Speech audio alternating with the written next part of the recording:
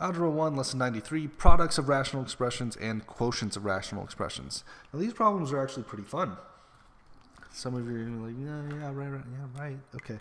Anyways, this is really fun because we get to use our skills of trinomial factoring, and then we also get to do some cancelization in fractions, which is always a good time. So we'll start with multiplication of rational expressions.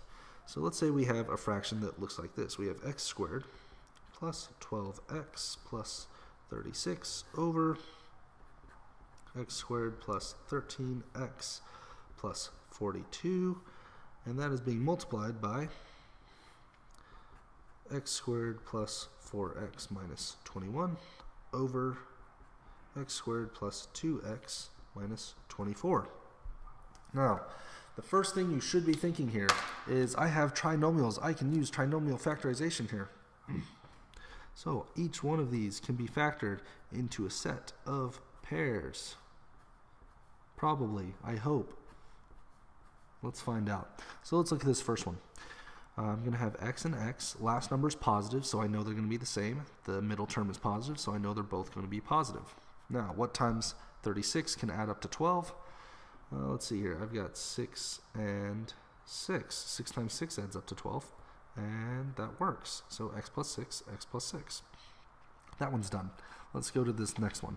Last term's negative, so I'm going to have x plus and x minus. Now 21, but adds up to 4. Well, 3 times 7, that will add up to positive 4 if the 7 is positive. So x plus 7, x minus 3. Let's go to the next one. Positive, positive, so same, positive. Now 42 and 13, this is a little tough. I know 6 times 7 equals 42, and 6 plus 7 equals 13. So 6 and 7, that one's pretty easy. Not as tough as I thought. Now let's go to the next one. Last term is negative, so they're both different. So x plus, x minus, and they add up to positive 2. So factors of 24 that will add up to 2, or subtract to 2, 6 and 4. 6 minus 4 is 2. So if I make positive 6 and negative 4, I then have some good trinomials. Now, I have to multiply these numbers. That may have you thinking like, oh my goodness, I don't want to have to FOIL all of these. This is where reducing your fractions before you multiply them comes in. So we're going to use rules we already know. Rules of fractions. I can reduce and cross cancel before I multiply. So let's look over here. What can I reduce? Well, I can reduce x plus 6 and s plus 6 because they're both in parentheses and they're both thought of as one number. I can't do any reduction anymore, and then over here I can't do any more reducing on this side either, but I can also cross cancel. So if I look across, I see x plus 7 and x plus 7.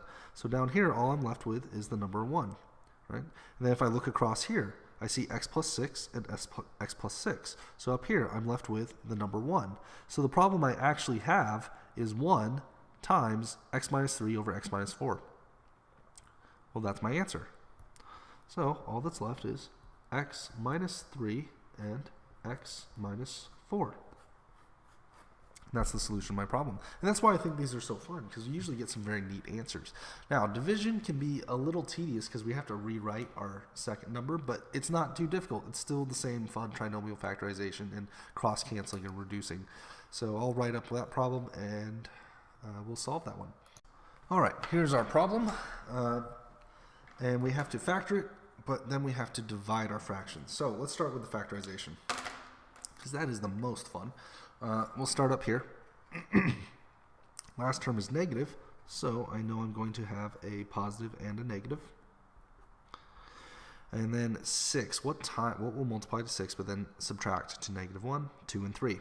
So if I have a positive 2 and a negative 3, that will subtract to negative 1. Let's go down here.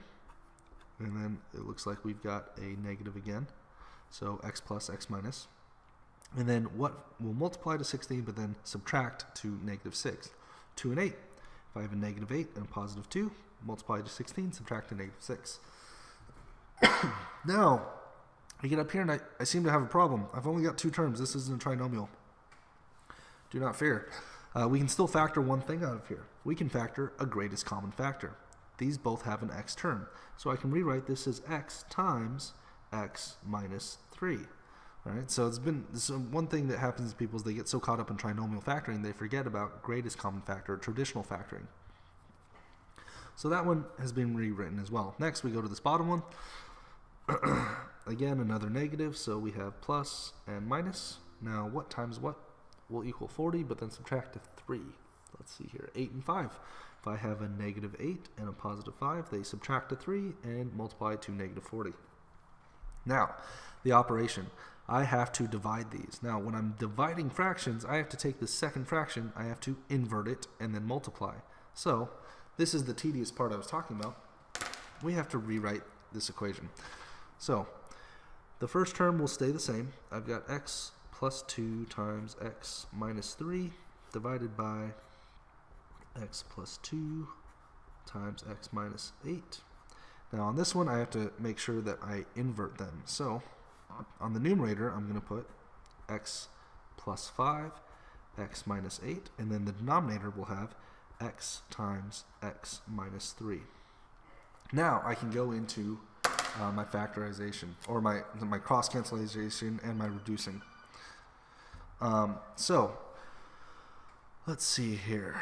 Oh, whoops, that's supposed to be an 8. I thought that looked funny.